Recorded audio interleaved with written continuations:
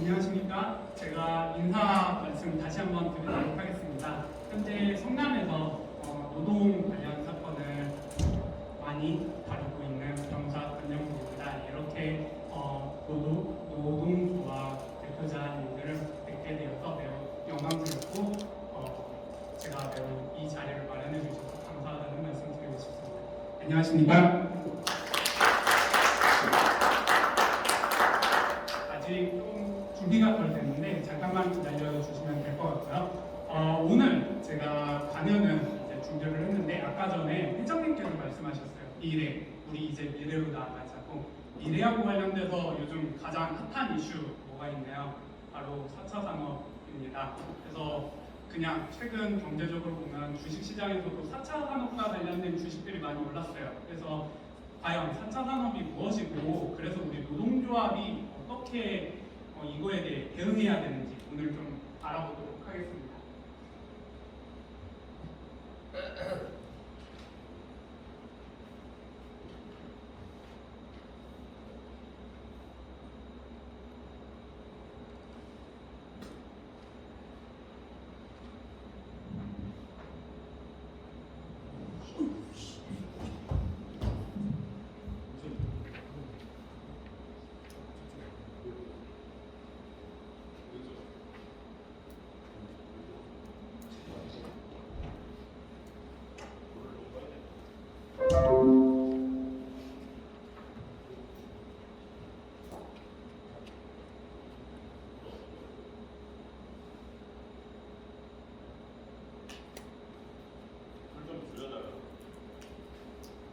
불 앞에 불좀 줄여주세요. 네.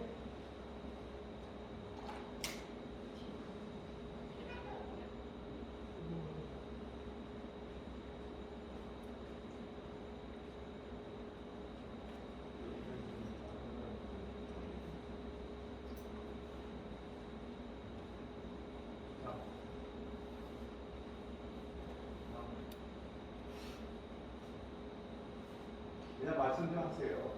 네. 그건 상관없이 젊으신데 네. 결혼하셨습니까? 제가 이번에 결혼을 하게 됩니다. 소속적으로 구하시고요. 네, 그래서 위드 코로나임에도 불구하고 미래로 항상 하루하루 나아가다 보니 저도 이렇게 위드 코로나와 맞춰서 이제 결혼을 하게 되었는데요. 결혼을 이제 넘어서 이제 인더스트리 4.0 제 4차 산업혁명으로 이제 넘어가도록 하겠습니다. 네, 지금 노트북이 약간 지금 문제가 있는 것 같습니다. 잠시만요.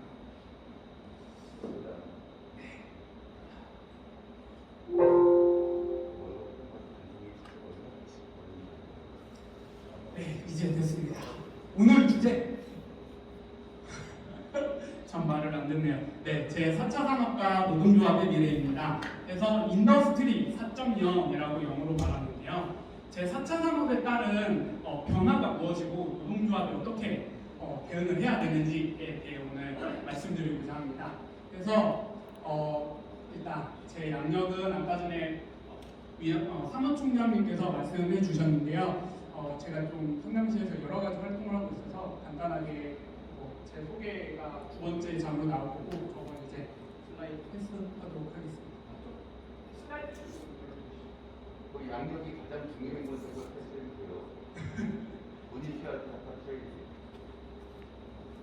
여기 눌러주시면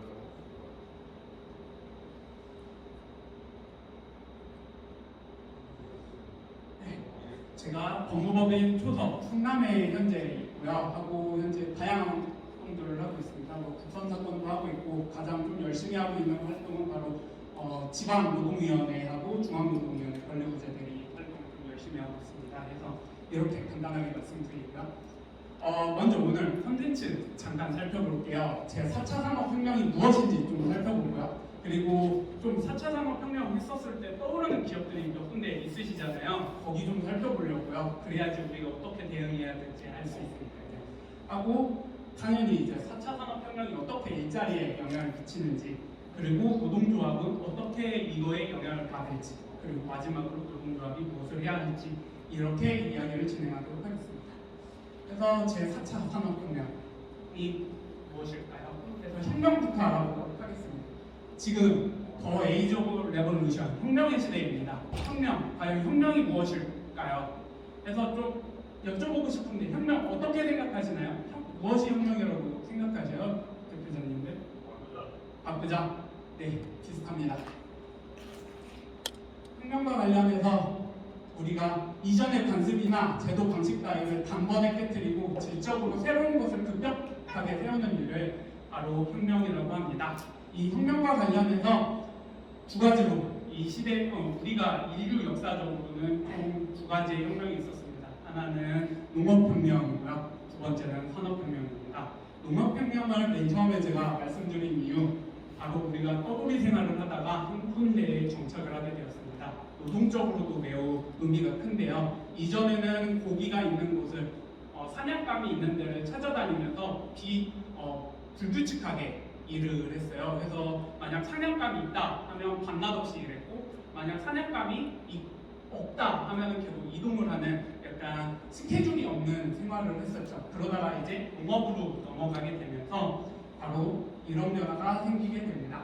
바로 농업이 되면서 기원전 7000년경에 있었는데요. 바로 토기하고 뗀석기 그리고 간석기가 발명되는 거입니다. 가장 큰 원인으로는 여기 토기가 이유가 되는데요. 토기가 없었을 때는 벼가 나오거나 콩이 나오거나 그런 작물이 나왔을 때 그 다음 연도까지 보관을 하지 못했어요. 그래서 다 썩어버렸죠.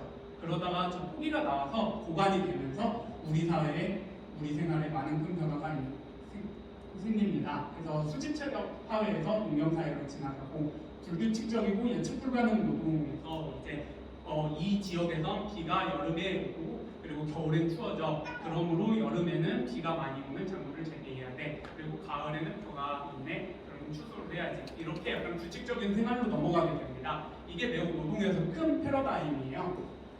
그리고 이제 더 큰 우리에게 직접적으로 영향을 주는 패러다임이 옵니다. 바로 제1차 산업혁명입니다. 이게 바로 초기에 개발된 증기기관입니다. 이 증기기관이 뭘 했냐? 바로 이렇게 공장을 돌리게 만들고요. 증기기관차를 돌아다니게 만듭니다. 먼저 18세기 후반 1700년대 한 1780년대를 의미하는 거죠. 이때가 바로 제1차 산업혁명이 일어난 시기입니다. 근대의 시작점이라고도 하고요. 영국이 주도해서 이 산업혁명이 일어납니다. 영국에서 서유럽 국가들로 확산되면서 되고 그 원인은 증기기관의 발명과 강적기의 개량 그리고 농업 생산량의 급격한 증대 때문에 이것이 있게 되었습니다. 여기서 가장 중요한 건 농업 생산량의 급격한 증대인데요. 이게 어떻게 가능했냐 하면 바로 이 농업이 사포지에서 사인작제로 바뀌게 됩니다. 옛날에는 땅이 이렇게 있다고 하면은 저걸 세 군데로 나눠서 하나는 쉬고 하나는 봄에만 농사를 지을 수 있는 작물을 키우고 그리고 하나는 가을에 재배를 할 수 있는 농작물만 키워서 이걸 순서대로 반복했어요. 올해는 추경지에 있었던 걸 내년에 휴경지로 가고 추경지에 있었던 게 추경지로 가고 이렇게 돌아서 이렇게 농사를 지었죠. 그런데 이렇게 사회인착법이 개발되면서 한 토지를 이렇게 휴경지로 돌릴 필요가 없어집니다. 해서 봄에는 이게 레귤이라고 되어져 있는데 이게 콩작물과예요. 그리고 그 다음에 감자 같은 걸 심고 그 다음 연도에 fruit을 심고 그 다음 연도에 약초 이런 걸 번갈아 가면서 심으면 지력이 해하지 않고 계속해서 그 땅에 농사를 지을 수 있게 되었습니다. 이로 인해 가지고 농작물이 많아지고 하다 보니 인구가 늘게 되죠. 이러다 보니 농사만 지어서는 그 인구를 감당할 수 없게 되었어요. 그분들이 다 도시로 오게 됩니다. 그래서 이제 그 분들이 오게 되고 이 농사를 짓기 위해서 내 땅, 이 땅이 구별되면서 이제 내 땅에서 나가 너 더 이상 내 땅에서 농사 짓지 마 하는 인플루저 운동이 발생을 합니다. 이로 인해서 인구가 엄청나게 도시로 몰리게 되죠. 그럼으로써 도시에 몰린 그 사람들이 바로 근로자를 노동자 계급을 형성하게 됩니다. 이로 인해 가지고 농경 중심 사회에서 경공업 중심 사회로 바뀌었어요. 이 경공업 중심 사회가 얼마나 무시무시하냐 하면은 당시 영국 생산 인구의 60%가 다 면직물인 경공업에만 종사하게 만들었습니다. 이렇게 급격한 사회 변화가 생기고요. 노동적으로도 매우 의미가 있습니다. 노동자 계급이 처음으로 형성되었고 아동, 여성 노동자가 탄생하게 되었습니다. 그리고 주 6일 매일 12시간씩 일을 하는 그 강노동이 시작이 되었죠. 연간 3,000시간 정도의 노동을 하였다고 합니다. 이게 얼마나 많은 노동이냐 하면은 농촌 근로자는 당시 연간 2,000시간의 근로를 하였다고 해요. 근데 도시로 온 노동자들은 먹고 살기 위해서 3,000시간의 노동을 하고 그 뒤쪽에 그림 보이시나요? 이게 바로 평강에서 일하는 어린 노동자들인데요. 이 만 7세부터 시작을 해서 만 17세 정도가 되면 노동 능력을 상실을 해서 은퇴를 하거나 돌아가셨다고 합니다. 이 정도로 강도가 높은 노동이 지속되었어요. 그러다가 이제 그러고 이제 자본주의적 노동이 형성되게 되었죠. 노동과 임금의 교환 체계가 정착되었습니다. 그 전에 이제 농사를 짓더라도 같이 농사를 짓고 농장료를 배분받는 형태였다면 이때부터는 내가 1시간 일해주면 넌 나에게 10달러를 줘, 나에게 10,000원을 줘. 그런 임금 체계가 정확하게 교환 체계가 정착하게 됩니다. 그리고 초기 노동조합이 생겼습니다. 그러나 현대 노동조합과 매우 달랐는데요. 당시에는 그 귀족들이나 정치인들이 노동자들이 모이는 걸 매우 무서워했어요. 그래서 단결권 그런 권리가 없었습니다. 그래서 매우 자신의 권리를 주장하기 힘들었던 노동조합입니다. 이제 2차 산업혁명, 우리하고 가장 연관이 많은 게 이 제2차 산업혁명일 거예요. 대부분의 이제 근로자들이 근무하는 데가 이제 중공업이나 생산시설이다 보니 제2차 산업혁명이 매우 중요합니다. 19세기 중반인데요. 이게 1850년대 정도를 의미합니다. 그때부터 미국, 독일 주도로 하게 되었고요. 석유, 전기의 새로운 발견과 내연기관의 발명이 이 시대를 이끌었습니다. 중공업 산업 중심으로 사회가 변했고요. 백열등, 컨베이어 벨트, 강철, 라디오, 전화기, 텔레비전, 자동차, 비행기, 고무제품, 화학비료 등 현재 대부분 우리가 일하고 있는 부분의 산업이 이때 발명이 된 거죠. 그리고 소품종 대량 생산의 시대가 시작이 됩니다. 노동에서도 더 이제 의미 있는 거라고 찾아보면 현재 노동조합의 체계가 형성되었습니다. 단체 교섭권을 확보하게 되었고요. 옛날에 있었던 제가 단결을 하기가 어려웠다고 했잖아요. 그게 바로 이 단결금지법이라는 법 때문이었습니다. 이 단결금지법이 폐지됩니다. 하고 전국 단위 노동조합이 생기기 시작을 합니다. 그리고 노동상권이 처음으로 인정되기 시작을 하였는데요. 그 이후로는 이제 세계 1차 세계대전과 2차 세계대전이 벌어지고 공산주의 국가와 자유민주주의 진영이 이제 격렬하게 대립을 시작을 하게 돼요. 그러면서 자유민주주의 진영에서는 노동자의 권리 보호가 국가 안정성 확보에 무엇보다 중요해집니다. 그러면서 많은 국가들이 이 노동상권, 단결권, 단체교섭권, 단체임금권을 헌법적으로 보장을 하게 되죠. 우리나라도 1945년 독립을 하면서 이걸 처음 헌법에서 이제 적고 우리 헌법에서도 보장을 하게 되었습니다. 그리고 ILO 등 국제노동단체가 처음으로 이제 형성이 되었어요. 그리고 활발한 노동쟁이나 노동조합의 정치 참여가 이루어집니다. 그래서 유럽 국가에서는 정치 세력화가 되고요. 특히 유명한 곳이 영국의 노동당입니다. 지금 영국의 그 보수당과 노동당 양대 당이라고 하죠. 그 노동당이 이렇게 탄생하게 되었습니다. 하고 이제 제3차 산업혁명, 이거 우리의 컴퓨터 발명과 관련이 많습니다. 이쪽에 제가 아시는 KT에서 오신 대표자님께서도 계신데 그런 다 KT 같은 회사가 생기기 위해서 컴퓨터, 인공위성, 인터넷의 발명이 매우 중요했습니다. 그래서 미국과 소련 주도로 이 제3차 산업혁명이 이루어졌고요. 그리고 우주산업과 국방산업에서 경쟁이 이루어지면서 당시에 국방 용도로 발명되었던 인터넷이나 인공위성이 많이 민간화가 되면서 그 기술이 상업화가 되었고 그래서 이렇게 하나의 산업으로 자리잡게 되었습니다. 이제 정보화 중심 사회가 되었습니다. 개인 컴퓨터가 보급이 되고 인터넷이 상용화가 되면 업무가 전산화가 되어서 업무를 인터넷을 통해서 꼭 시스템으로 보고를 해야 되는 시스템이 만들어졌죠.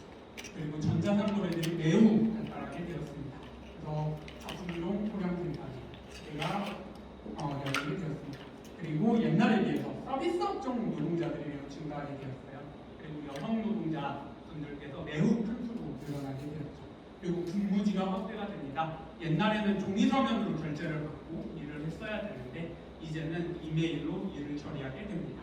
그리고 특수 고용직 노동자들이 이때 서서히 등장을 하기 시작을 해요. 옛날에는 다 어디 회사에 취직을 하면 그 회사에서 난 정년까지 다닐 거야 라고 생각을 했지만 좀 이런 정보화 사회가 되면서 새로운 고용직, 일시적으로 일하고 나가고 일정한 업무만 맡아서 일을 하게 되는 특수 고용직들이 시장이 됩니다.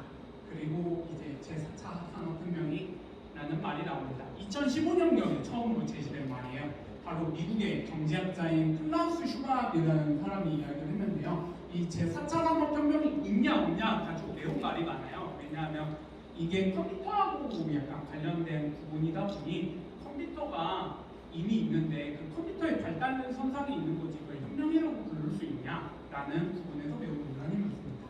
근데 뭐 4차 산업혁명에 말하는 사람들은 이 인공지능 기술과 빅데이터 처리 기술 등의 발달로 인해 가지고 이 제4차 산업혁명이 발생했다라는 말을 합니다. 미국과 중국이 주도하고 있고요. 경제적 효율성을 높여 경제적 획정 경쟁에서 우위를 점하기 위한 수단으로 제4차 산업혁명이 매우 크게 주목을 받고 있습니다. 그리고 이에 맞춰 기업들의 이윤 극대화 노력도 활용을 하고 있습니다. 이게 무슨 말이냐? 여기 있습니다. 빅데이터, 클라우드 컴퓨팅, 그리고 이건 사이버 보안, 로봇, 그리고 이쪽에 그 데이터 분석, 그리고 자율주행차 이런 부분들이 있는데요. 우리가 다 한 번씩은 들어보셨을 거예요. 그래서 이것과 관련해서 오늘 4차 산업혁명에 대해서 좀 자세히 알아보도록 하겠습니다. 제 4차 산업혁명, 이제 초인공지능과 초연결, 초융합 사회입니다. 정보화 사회에서는 우리가 이메일로 멀리 떨어져 있더라도 사람과 사람은 연결이 가능했어요. 근데 이제 초연결이 되면 어떻게 되냐? 사람과 물건이 연결이 됩니다. 어떻게? 내가 가진 스마트폰으로 냉장고에게 명령을 함으로써 이게 바로 초연결입니다. 이런 초연결 사회가 이제 도래하게 됩니다. 노동적으로도 약간 의미가 있는데요. 서비스직 관리직이 관리직 노동의 축소가 점차 일어나고 있습니다. 대표적인 예로 은행 기점이 매우 많이 축소되고 있고요. 경영 관리직의 고용 축소가 매우 많고 있습니다. 그래서 최근 대학교에서 문과를 졸업한 학생들이 취직을 하기 위해서 매우 어렵다라는 말이 많이 들리는데 이런 산업의 발달과 영향이 있습니다. 그리고 무인 주문 시스템이 매우 많이 보급되고 있습니다. 옛날에 맥도날드 가서 점원에게 주문했지 그렇게 무인 데스크라고 하죠. 거기다 주문할지 상상이나 했나요? 이렇게 바뀌고 있고요. 그리고 최근 가장 문제가 저희도 많이 접하고 있는데 플랫폼 노동자의 증대, 배달의 민족, 요기요 등 그런 플랫폼 노동자가 매우 증대하고 있고요. 1인의 근로자가 여러 개의 직업을 가지고 있는 현상이 매우 심해지고 있습니다. 낮에는 제가 근로를 하지만 저녁에 퇴근을 하고서는 요기요 라이더로 배달을 할 수도 있고 아니면 제가 컴퓨터를 잘 다룬다 하면 프로그램 직종에서 예를 들어서 나 이거 서버 뭐가 문제 있는 것 같은데 그 업무만 따와서 업무를 처리하기도 합니다.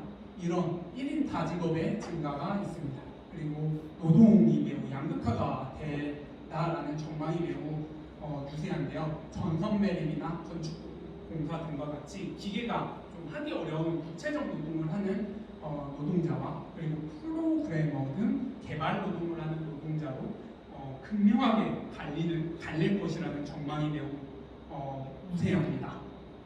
매우 심각한 거예요, 이게. 그래서 이제 제3차 산업혁명에서 있는 좀 주요 산업들을 좀 알아보려고 하는데요. 인공지능, 이게 바로 인간의 학습 능력과 추론 능력, 지각 능력을 인공적으로 구현한 컴퓨터 시스템이며 인간의 지능을 기계 등으로 구현한 시스템으로 의미를 합니다. 이 인공지능이 어떻게 나뉘냐 하면 바로 강인공지능과 약인공지능으로 나뉘게 됩니다. 강인공지능은 기계가 사람처럼 생각을 해요. 그래서 이 책상을 이걸 보고서 우리가 봤을 때 이게 사람이 올라와서 발표를 하는 강연대라고 생각을 하잖아요. 기계가 이걸 보고서 똑같이 그렇게 생각을 해요. 인간이 주입을 해주지 않았음에도 불구하고. 그런데 약인공지능은 그렇게까지 못하고 사물 이미지를 봤었을 때 사람이 기존에 입혀놨던 이미지를 보고 이게 뭐라고 추론을 하고 이걸 통해서 인간을 어떻게 도와줄 수 있겠다 정도로만 하게 됩니다. 현재는 기술 개발 수준이 약 인공지능에 있습니다. 그래서 우리가 대표적으로 아는 약 인공지능이 뭐가 있냐? 구글에서 나오는 거죠. 알파고, 바둑을 이긴 그 알파고가 아직까지 약 인공지능이라고 합니다. 전 알파고 보고서 아니 인공지능이 사람을 이긴다고 하면서 이게 엄청나게 발전한 인공지능이라고 생각을 했는데요. 그 정도 가지고는 아니라고 합니다. 하고 대표적으로 인공지능이 우리 생활과 어떻게 관련이 있냐 하면 바로 금융거래와 신용카드 사용 내용을 분석을 해서 이게 금융사기 계좌인지 아닌지 여부를 판단을 자체적으로 한다고 합니다. 그리고 주식과 보험, 화생상품 등에 대해서 우리가 몰라가지고 이걸 어디다 투자해야 될까요? 로봇에게 물어보면 로봇이 이거 이렇게 투자를 하면 좀 좋을 것 같아요. 그렇게 추천을 하는 증권사들의 로봇 어드바이저, 이것도 약간 약 인공지능에 해당한다고 합니다. 그리고 미국 블루리버 테크놀로지의 CS 포레이를 보면은 바로 농장에도 적용이 되는데 목화 농장에 어디다가 얼마만큼의 이제 살충제를 뿌려야 되는지 애가 전체적인 항공 사진을 보고서 알려준다고 해요. 이것도 인공지능입니다. 그리고 독일 피츠사의 플랜틱스, 이것도 토양의 영양 상태 등을 사진을 보고서 맞추고 그래서 농작물의 질병 예측을 도와주면서 얼마만큼 살충제를 쓰고 비료를 얼마 쓰세요 라고 도와주고 있다고 합니다. 그리고 의료에서도 많이 활용되고 있어서 요양시설 등에서 환자들을 지속적으로 관찰을 하고 응급상황이 필요하면 도움을 주는 시스템입니다. 그리고 아까 전에 제가 말했죠. 요즘은 구글이 알파벳이라는 모데다를 만들어서 알파벳으로 제가 소개를 드리는데 거기서 만든 알파고가 있습니다. 그리고 혹시 아이폰 쓰시는 분 있으신가요? 네, 아이폰에 바로 시리, 바로 이것도 인공지능입니다. 그리고 삼성전자 같은 경우는 빅스비가 있죠. 하이 빅스비 하면 나오는 빅스비. 그리고 네이버의 번역 프로그램 파파고, 이것도 인공지능을 활용을 하고 있습니다. 두 번째, 빅데이터입니다. 빅데이터가 왜 중요하냐? 이게 바로 인공지능의 기초가 되기 때문에 중요한 거예요. 디지털 환경에서 생성되는 데이터를 이걸 분석을 하는 게 바로 빅데이터 산업이라고 할 수 있는데요. 국가와 기업의 미래 경쟁력 우위를 확보하기 위해서 중요한 자원으로 활용됩니다. 이걸 분석을 해서 어디 분야가 노동자가 부족하고 우리나라 사람들은 뭘 좋아하니까 뭘 더 수입을 해와야 되는지, 아니면 어떤 건설이나 아니면 사회 정책을 펴야 되는지 여부들을 좀 이런 빅데이터 분석을 통해 알 수 있다고 합니다. 그리고 기업들은 소비자가 원하는 시간과 장소에서 물품을 제공을 할 수 있는 그 예측을 하는 데 필요하고요. 다만 이게 심해지면 이제 국민과 기업을 효율적으로 지원을 할 수도 있지만 통제를 하는 수단으로도 사용이 됩니다. CCTV 이걸 빅데이터로 활용을 해서 한다고 해봐요. 제 얼굴이 여기서 찍혔는데 제가 제주공항에서도 보였어요. 하면 제 하루가 국가에 다 보고가 되는 겁니다. 하고 빅데이터가 어떻게 활용되냐 하면은 미국 LA는 벌써 이런 프레드폴이라는 시스템을 만들었다고 해요. 범죄 행동을 예측을 해서 범죄가 많은 지역에 경찰관을 더 많이 배치를 하고 범죄가 적은 지역에 적게 배치하는 활동을 하고 있다고 합니다. 그리고 미국 타겟이라는 이마트 같은 회사가 있어요. 그 타겟에서는 소비자의 구매 이력을 통해서 이 소비자가 어느 시즌에 뭘 많이 사고 어느 시즌에 뭘 사고 그걸 예측을 해서 그거를 한다고 합니다. 중국 공항국에서는 이제 안면 이미지 데이터를 통해서 상해에서 범죄 저지르는 놈이 베이징에 있네. 베이징에서 잡아갑니다. 그리고 미국 알파벳의 독감 동향 서비스. 미국에서 독감이 많이 돌잖아요. 그럼 이 독감이 라스베가스에서 LA로 퍼질지 뉴욕으로 퍼질지 그걸 미리 예측을 한다고 합니다. 이런 데에 쓰이고 있습니다. 선거 승패 예측도 가능하다고 하네요. 그리고 로봇, 세 번째로 로봇입니다. 스스로 작동하는 기계를 의미를 하는데요. 인공지능이 뇌라고 말한다면 로봇은 바로 이 인공지능이 작동을 할 수 있게 만들어주는 신체입니다. 우리의 손과 발과 같은 존재죠. 그래서 세계 최초의 산업용 로봇이 바로 이겁니다. 유니메이트. 이게 제조 공장에서 맨 처음 쓰이게 되었고요. 이 로봇은 크게 두 가지로 나뉘는데 단순형 로봇과 지능형 로봇입니다. 강순형 로봇은 한 가지 작업밖에 못해요. 이렇게 찍는 작업만 하면 이렇게 찍는 작업만 합니다. 그래서 단순형 로봇이 있고요. 지능형 로봇은 거기서 좀 더 나아갔어요. 자기가 조금 판단을 해서 산업에서 어떻게 도움이 될지 하는 산업용 로봇과 서비스용 로봇으로 나뉘고요. 보통 신문에 나오는 현대자동차에서 막 자동차 옮기고 이런 로봇들 있잖아요. 그게 바로 이 산업용 로봇이고, 서비스용 로봇으로는 전문 서비스용 로봇과 개인 서비스용 로봇으로 나뉩니다. 개인 서비스용 로봇 같은 경우에는 가사도움 로봇 그런 것들이 속해져 있고요. 왜 로봇이 4차 산업혁명에서 중요해지냐? 좀 4차 산업이 그래요. 다 목적이 이래요. 인건비를 절약을 하고 24시간 동안 노동을 해서 돈을 더 많이 벌겠다. 이게 바로 4차 산업의 약간 모토 같은 거거든요. 그리고 산재 위험이 없다 보니까 위험한 업무에 그냥 손쉽게 투입을 하겠다라는 게 약간 이 로봇의 발전의 동향과 관련되어 있습니다. 가사 지원 로봇, 실버 로봇, 노인의 배변 보조라든지 전동일 제어 등이 여기에 속하고요. 교육 로봇, 이런 많은 분야에 사용되고 있습니다. 요거 다빈치 수술한다라는 병원들 보셨죠? 바로 이것도 이 로봇에 속합니다. 마지막으로 이제 4차 산업혁명에서 좀 중요한 게 사물 인터넷입니다. 이게 왜 중요하냐? 인공지능이 있다고 하면 어떤 물건들에 연결이 다 되어져 있어야지 인공지능이 우리 삶에 도움을 줄 수가 있어요. 그래서 사물 인터넷이 곽강을 갖고 있는 것입니다. 재고관리 시스템의 효율성을 높이기 위해서 맨 처음에 고안이 되었다고 해요. 대표적인 예로 이마트나 그런 데 보면은 다 뭐라고 하죠? 바코드 찍잖아요. 물건마다 바코드가 있어가지고 그걸 결제해서 나가면 재고가 하나가 떨어지고, 이게 바로 사물 인터넷의 시초입니다. 그 아이디어에서 발전을 하게 되었고요. 최근에는 네트워크 기술과 클라우드 컴퓨터 기술 그리고 GPS 기술이 발전을 하면서 사물 인터넷이 더욱더 곽강을 갖고 있습니다. 이것도 똑같이 인공지능의 기술을 보편적으로 적용을 해서 인간에게 필요한 서비스를 적시에 제공을 하기 위해서라고 하지만 결국엔 돈입니다. 우리 사물 인터넷과 우리 생활을 보면 삼성전자에서 스마트 띵스라는 것이 있어요. 냉장고를 사시든 TV를 사시든 다 삼성 스마트폰과 연결이 가능합니다. 그런 기능들이 바로 이 IoT 기술이고요. 미국 구글의 알파벳에서는 구릴로라는 이 가전제품용 안드로이드를 통해서 이 IoT를 추구하고 있고요. 애플에서는 헬스킷이라고 해서 애플워치를 차고 있으면 이게 다 맥박이나 그런 걸 측정을 해줘요. 그러면 이거 애플에서 얻은 다음에 그 사람이 아픈가? 라고 하면 바로 연락을 줘가지고 병원에 갈 수 있도록 도와주고, 이게 다 IoT 기술 때문입니다. 이제 그 리딩 기업, 이건 좀 재미있으실 수 있어요. 이제 대표적인 기업들을 좀 살펴볼 텐데요. 바로 아마존입니다. 처음 볼 아마존 다 아시죠? 근데 아마존이 과연 무슨 업무를 하시고 있는지 다 알고 계신 분은 좀 적을 것 같아요. 이렇게 많은 일들을 합니다.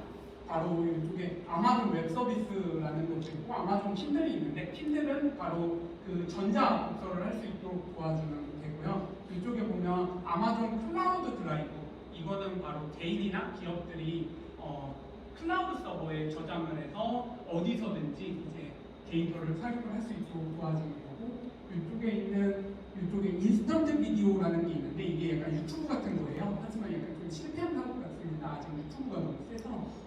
그리고 여기에 나오지 않았지만 아마존에서 우주로 보내는 우주 산업도 하고 있습니다. 아마존의 경영 전략을 좀 살펴볼게요. 선택과 바로 집중입니다. 아마존이 1990년대에 나타났는데 이게 책과 CD하고 DVD를 배송을 시작으로 이 사업을 키워갔어요. 당시에 왜 책과 CD, DVD였냐? 썩지 않는 제품입니다. 택배로 좀 늦게 가더라도 물건이 썩질 않아요. 그래서 소비자들이 거부감이 없었어요. 책이 썩는 제품이라고 하면 빨리 가지고 와야 되는데 그럴 필요가 없으니까요.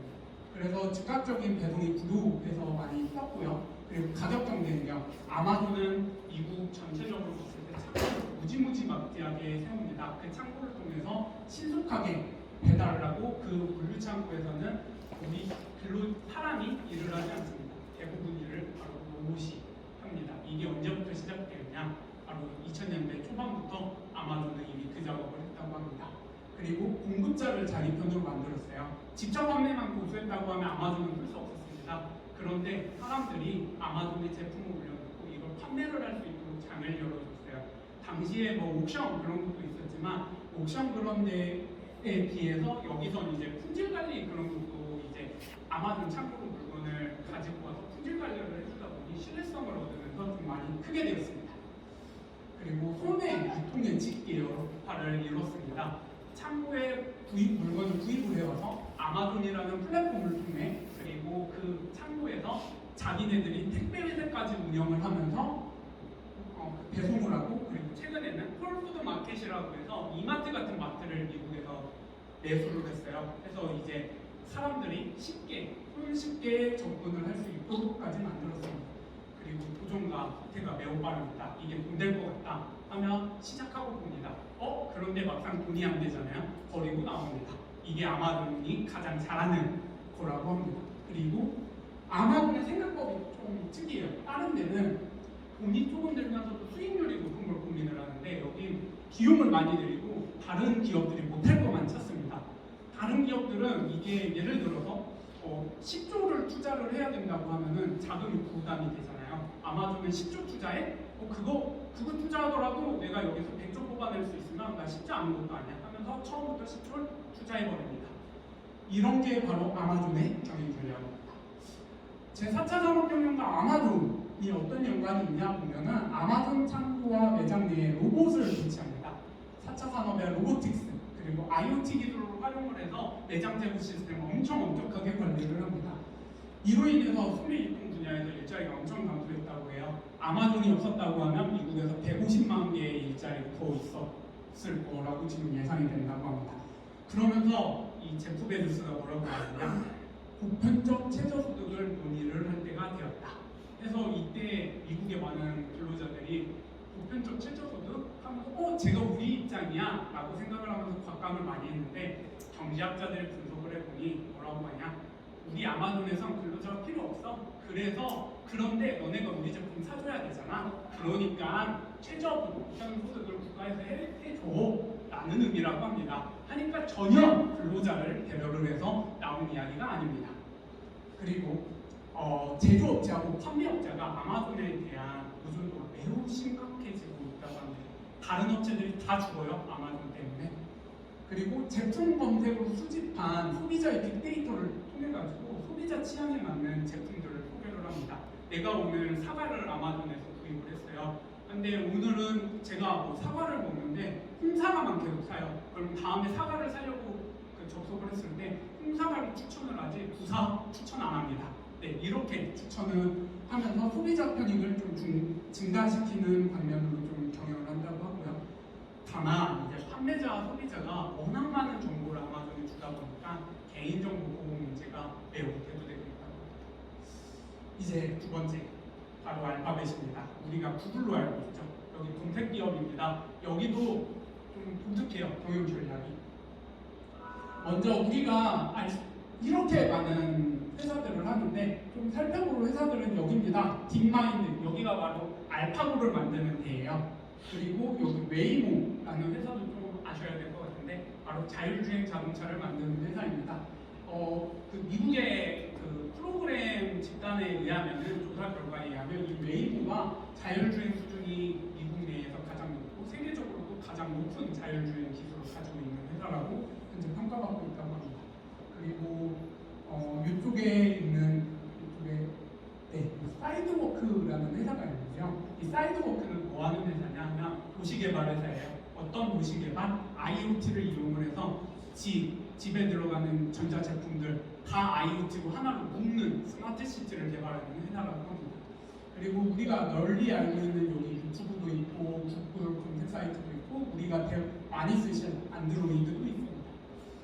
먼저 알파벳의 경영 전략은 바로 소비자들에게 신뢰성을 향상시키는 전략입니다.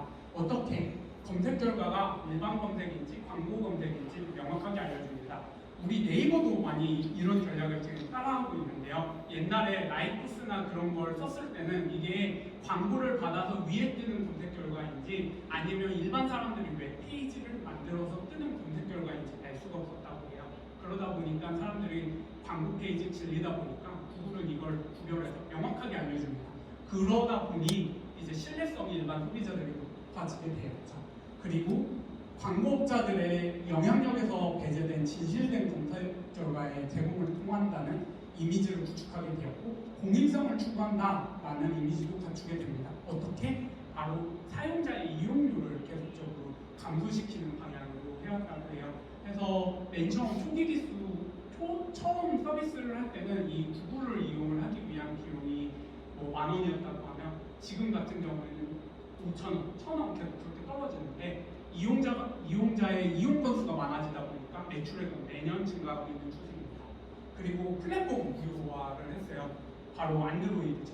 우리 안드로이드 사용하면서 돈 안 내잖아요. 네, 그거를 생각하시면 됩니다. 그리고 제4차 산업혁명과 알파벳 어떻게 연관되냐? 바로 사용자의 검색 결과에 따른 빅데이터 분석을 통해서 광고하고 서비스 개발을 합니다. 광고, 우리가 검색을 했을 때 만약 오늘 여기 계신 대표자님들께서 변호사가 좀 변호사 상담이 필요해서 변호사에 치잖아요. 하면 법무법인들 광고가 쭉 옆에 뜨게 됩니다.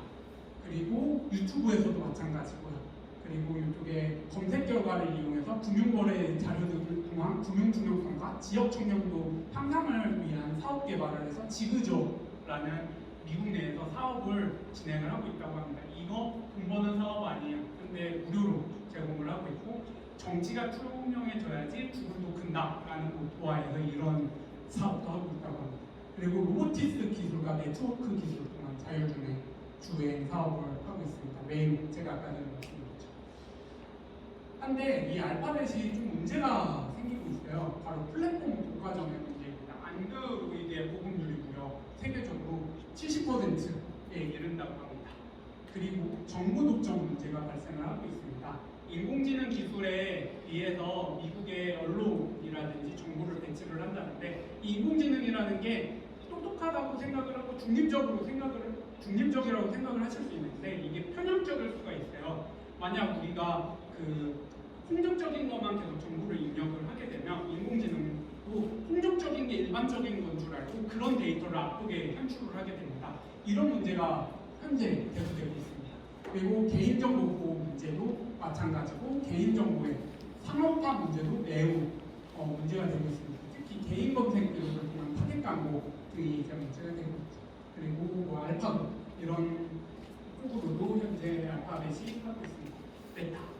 메타 혹시 들어보셨나요? 얼마 전에 바꾼 바로 페이스북이 바로 메타 그 이름을 바꿨습니다. 그래서 메타라고 소개를 드리는데 페이스북을 현재 운영을 하고 있고요. 페이스북 메신저, 인스타그램, 왓치앱, 오큘러스 등을 하고 있는데 이 페이스북 메신저하고 왓치앱은 동일한 앱이에요. 우리나라 카카오 같은 건데 다만 유행하는 지역이 좀 다릅니다.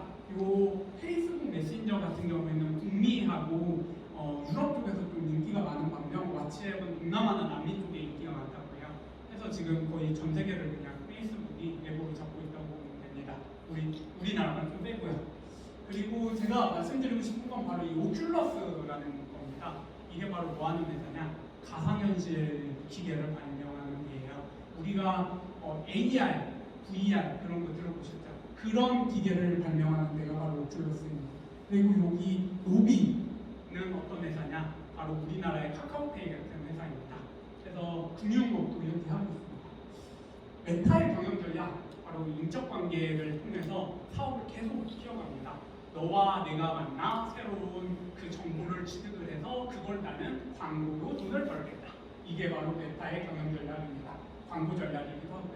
개인 사용자의 특성과 관련 있는 행동 데이터 수집을 매우 잘합니다. 제가 오늘 페이스북에 이런 글을 올렸어요.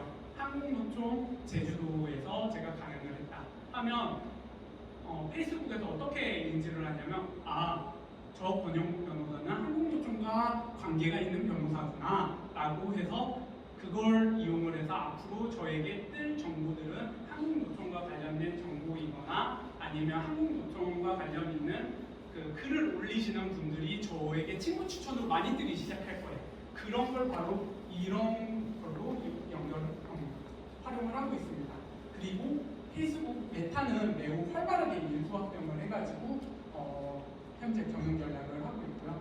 사용자를 등록을 하고 데이터를 처리를 하고 그로 인해서 광고라든지 그 플랫폼 내에서의 현금 서비스 결제 등을 통해서 현금화를 매우 용이하게 하고 있습니다.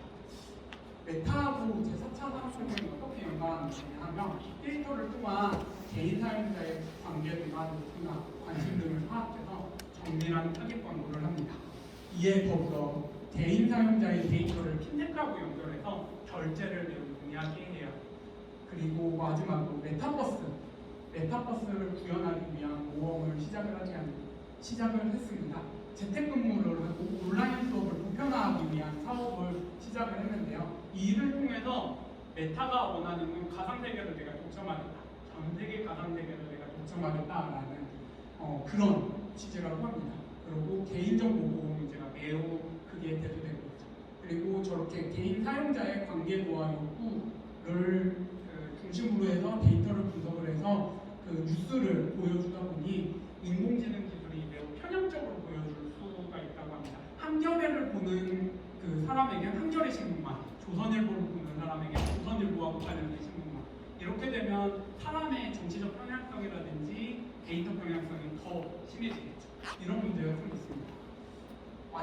애플 보도록 하겠습니다. 애플은 좀 독특한 회사예요. 4차 산업혁명과 관련해서 바로 우리가 아는 건 이런 노트북, 아이폰, 애플워치 등만 생각을 하실 수가 있는데 여기서는 애플은 좀 경영을 4차 산업혁명을 좀 엉뚱하게 합니다. 바로 약간 명품화를 만들었습니다. 자기네 제품은 삼성 제품하고 달라. 삼성 제품은 일반 제품, 내 제품 사용하는 사람은 특별한 사람들. 이런 명품화 작업을 했는데요. 특히나 이 작업에서 창업자 스티븐 잡스에 대한 비판을 엄청나게 진행을 합니다. 그러면서 너가 아이폰을 쓴다면 너는 스티븐 잡스하고 비슷한 인물이야. 그렇게 특별한 인물이야 라는 이미지를 매우 많이 광고를 합니다. 하고 이걸 위해서 애플 전문 그 매장을 매우 많이 개설을 해요. 백화점에 가서 보통 우리가 애플 전문 매장이라고 해서 많이 있잖아요. 주요 도심지 가면 많이 있는데 성남에도 많더라고요. 그래서 그런 데를 가면 전문적 영업 직원들을 육성을 해서 그분들이 직접 애플 제품을 탈 수 있도록 하게 합니다. 그 결과 스마트폰 전 세계 점유율 14.5%에 불과합니다. 그러나 순수이익률 전 세계 스마트폰 시장에서 75%를 애플이 먹고 있어요. 개인정보를 절대적으로 보호한다는 이미지를 매우 구축을 해서 사람들로부터 신뢰 그리고 신앙이라고 할 정도로 많은 지지를 받고 있는데 미국 수사기관이 영장 집행을 하려고 해도 안 받아줍니다. 제가 범죄자여서 정보를 얻어야 되는데 그래도 안 돼. 하면서 거절을 하다 보니까 이게 문제가 돼서 미국 의회에서는 법을 만들었습니다. 애플이 그러지 못하고 할 정도로 좀 영향력이 큽니다. 그리고 제품 디자인에서 판매까지 수직적 통합을 통해서 매우 큰 이윤을 추구하고 있습니다. 약간 애플은 4차 산업혁명과 관련해서는 그냥 좀 적다해요. IoT 기술에도 좀 발을 담그고 있고 그리고 인공지능에도 좀 담그고 있고 하지만 앞에 본 세 개의 기업만큼 주도적으로 4차 산업을 이끌어 가고 있는 것 같지는 않습니다. 우리가 좀 이제 많이 눈여겨봐야 되는 게 바로 우버, 에어비앤비, 배달의 민족 등입니다. 바로 킥 이코노미 때문인데요. 킥 이코노미는 크게 두 가지로 나뉘게 됩니다. 클라우드 소싱 플랫폼과 온 디맨드 플랫폼입니다. 요 위에 우버, 에어비앤비, 배달의 민족은 다 온 디맨드 플랫폼이에요. 클라우드 소싱 플랫폼은 예를 들어서 삼성전자에서 A라는 프로그램을 개발을 해야 되는데 그 A라는 프로그램에 밑에 있는 A-1이라는 부분만 외부에 있는 근로자에게 매주를 주는 거를 이제 소개시켜주는 플랫폼을 의미를 하고요. 그에 비해서 온 디맨드는 수요가 있어요. 배달 노동자를 통해서 제품을 배달해야 되는 그렇게 주문이 있을 때만 필요한 사람들을 연결시켜 주는 거예요. 이게 바로 온 디맨드 플랫폼입니다. 그래서 우버, 에어비앤비, 배달의 민족 등의 경영 전략을 보면요. 공급자와 수요자를 연결시켜주기 위해서는 규모의 경제 달성이 매우 필요합니다. 그래서 공급자와 수익자의 수를 증대하는 이벤트를 매우 많이 했습니다. 옛날에 배달의 민족에서 가입만 하면 5,000원 약간 이런 이벤트 많이 보셨죠? 친구 추가하면 10,000원 약간 이런 이벤트 많이 있는데 그게 다 이것 때문입니다. 수를 증대시켜야지 내 플랫폼의 영향력이 커져요. 그리고 온라인 연결을 통해서 관리 비용을 최소화를 합니다. 옛날에 우리는 짜장면집마다 다 배달 직원분들이 계셨어요. 근데 이제는 배달 직원을 그렇게 고용하지 않고 배달의 민족에서 플랫폼에서 어느 지역에 이렇게 배달해 주시는 노동자분이 얼마가 있고 이분은 지금 어디 배달을 나가고 있고 이걸 다 배달의 민족에서 앱을 통해서 관리를 하고 있습니다.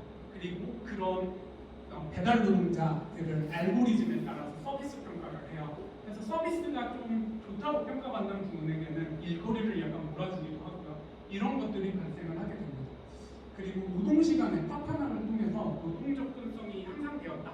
약간 말이 어려운데 배달 한 건 한 건마다 이제 별개의 노동자들을 고용을 해서 사용한다는 의미에서 이런 말이 나왔습니다. 여기서도 똑같이 인공지능 기술과 빅데이터 기술이 나오고요. 그 결과로 시장 독과점화를 쌓아서 이제 플랫폼을 이용하지 않으면 시장에 접근하기 어렵게 만들게 합니다. 그리고 노무 제공자들에게 시간당 건당 인건비를 최소화할 수 있게 만들었습니다. 산업재해 문제가 발생을 하고요. 사업자에 대한 비용 전가 문제도 발생을 하게 됩니다. 이제 일자리가 미래가 어떻게 될까요? 바로 비이코노미 근로형태가 먼저 변화를 할 텐데요. 옛날 이렇게 기업과 플랫폼을 통해서 노동자가 연결이 되는 현상이 더욱더 많아질 겁니다. 지금처럼 저는 법무법인 초석에 근무하고 있는데 법무법인 초석에서만 일을 하는 게 아니라 법무법인 초석으로부터 플랫폼을 통해 일을 받고 다른 법무법인으로부터도 플랫폼을 통해 일을 받을 수 있는 형태가 미래에는 발생을 할 수도 있어요. 이런 게 기이코노미입니다. 장점으로 유형 근로가 가능하고 경력 단절자나 그런 노동시장의 진입이 매우 용이하게 됩니다. 기업도 고용을 매우 유연화해서 할 수가 있게 됩니다. 단점, 바로 큰 문제입니다. 정규직 근로자가 매우 적게 돼요. 정규직 근로자가 적게 되면 노동 불안이 매우 많이 생기게 되고 근로자들이 설 자리를 매우 많이 잃게 됩니다. 그리고 최저임금을 미보장하는 등 근로자 보호가 매우 악화되고요. 일자리 증가 대비 근로자의 처음소득 증가가 매우 유리합니다. 이건 최저임금 미보장과 매우 관련이 큽니다. 그리고 근로자의 고용 안정성이 쇠퇴합니다. 재택근무도 많이 증가합니다. 바로 옛날에 이렇게 모여서 회의를 해야 된다고 하면 이제 애를 보면서 집에서 노트북으로 노동을 할 수도 있습니다. 그리고 로봇, 인공지능을 고조할 업무들이 매우 많아지는데요. 여기 뭐라고 써져 있냐고 하면은 데이터베이스 입력 아르바이트라고 써져 있습니다. 바로 제가 아까 전에 말씀드렸죠. 빅데이터가 형성되어야지 인공지능과 로봇 기술이 발전을 한다. 그 데이터를 입력하는 업무를 바로 이렇게 파편화된 근로자들에게 맡기게 됩니다. 이걸 소싱을 해가지고 맡기게 되고요. 그리고 여기에 제가 이걸 왜 보여드렸냐 하면은 인공지능이나 로봇이 아직 이렇게 전선을 정리하거나 이렇게 설치를 하는 것까지 못한다고 해요. 앞으로 미래에도 좀 어려울 수 있다고 하고요. 센서 기술이 아직 그만큼 발전이 안 되었기 때문이라고 하는데 다만 이제 이걸 어떻게 배치를 할지 어떤 선을 어디다 연결해야 될지는 다 인공지능이 결정을 하게 됩니다. 그러면 인간이 할 일은 가서 이걸 설치만 해주고 보면 되는 일로 변하게 됩니다. 그래서 로봇과 인공지능의 보조 업무가 매우 크게 증가하게 됩니다. 근로자는 그럼 어떤 능력을 개발을 해야 될까요? 지금 시간이 좀 많이 지나가지고 제가 이걸 영상을 원래 보여드리려고 했는데 간단히 말씀드리면 여기서 말하는 건 개인의 역량을 키워야 한다입니다. 그럼 뭐하죠? 어떤 개인의 역량을 키워야 하냐? 그런 건 답이 없더라고요. 그래서 그 부분과 관련해서 좀 제가 많이 고민을 해봤습니다. 최근에 4차 산업이 문제잖아요. 그래서 이 역량이라는 게 뭐가 있냐? 우리가 4차 산업 시대에 바로 인간의 공감 능력을 키우는 겁니다. 이제 더욱더 인간을 돌보아주는 서비스가 증가할 수밖에 없습니다. 로봇이 인간을 도와줄 수는 있어요. 하지만 내가 슬플 때 그 슬픔에 공감을 해줄 수 있는 있는 존재는 사람밖에 없습니다. 이런 인간의 감정을 공감해주고 도와줄 수 있는 그런 직업들이 뜰 거기 때문에 인간 고유의 공감 능력이 매우 필요합니다. 그리고 변화됩니다. 미래가 어떻게 변화할지를 모르겠어요. 그래서 오늘은 인공지능이 중요하다고 하지만 내일은 모르겠어요. 인공지능이 안 중요해졌을 때 프로그래머들은 직업을 바꿀 준비를 해야 됩니다. 직업이 만약 인공지능이 혜택을 했었을 때 직업을 바꾸지 않으면 살아남을 수가 없기 때문에 사람의 변화의 능력, 변화에 스트레스를 적게 받는 능력을 좀 키워야 합니다. 그리고 제가 이쪽에 표시까지 했는데 바로 그릿이 매우 중요할 거라고 미국의 심리학자, 교육학자가 말을 하더라고요. 전 약간 좀 공감이 돼서 이쪽에 이렇게 표시를 했습니다. 그릿이 뭐냐? 바로 성공과 성취를 이끌어내는데 결정적인 역할을 하는 투지 또는 용기로서 단순히 열정과 근성만을 의미하는 게 아니라 방대함과 낙담하지 않고 매달리는 끈기입니다. 이게 왜 필요하냐? 우리가 변화를 하기 위해서는 시도를 해야 돼요. 근데 시도를 하다 보면 어려움을 만나게 됩니다.